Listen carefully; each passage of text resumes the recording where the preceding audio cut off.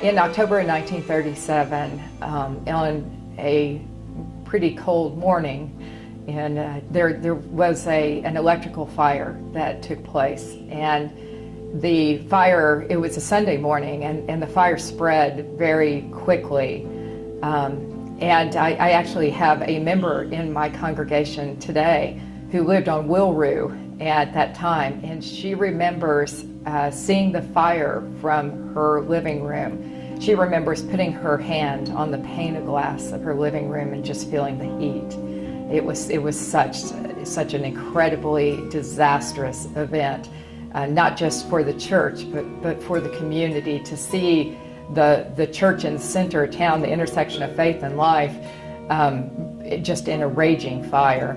The sanctuary, because it was so old, even at that time, it was, the wood had to be really dry, and it was engulfed in just a huge flame. The outside walls stood and still stand today, and there's something really symbolic about that even with the disaster that could occur on the inside, there was something of the structure that remained present even to this day.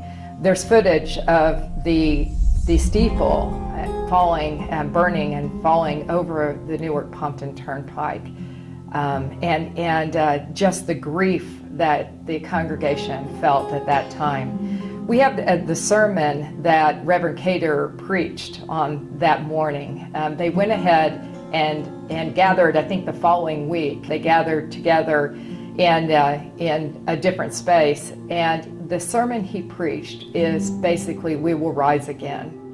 And from that point, which was, when you think about what was going on in the history of our nation, it was the midst of the Depression. We were coming toward the end of the Depression, but it was a time when people didn't have an abundant amount of financial resources to give to something.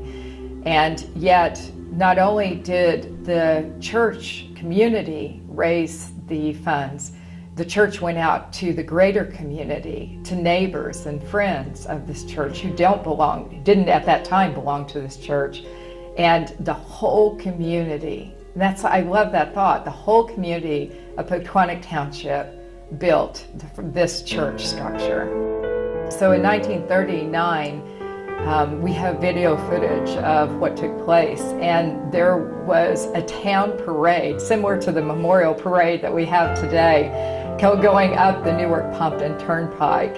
And I'm sure there are people still around the township that recognize people in those videos, even from 1939. But when you think of what was going on in our nation with really the end of the Depression, that people were getting jobs again, there was just this hope and this optimism that people had in general. And I think the rebuilding of the sanctuary tapped into what was already being spread throughout not just our community, but throughout the nation. It was a hope that the better days were going to be in front of us. We weren't aware at that time how close we were to war again as a nation. Before there was freedom, before there was a military, before separation of church and state, before there was even a nation, there was Pequannock.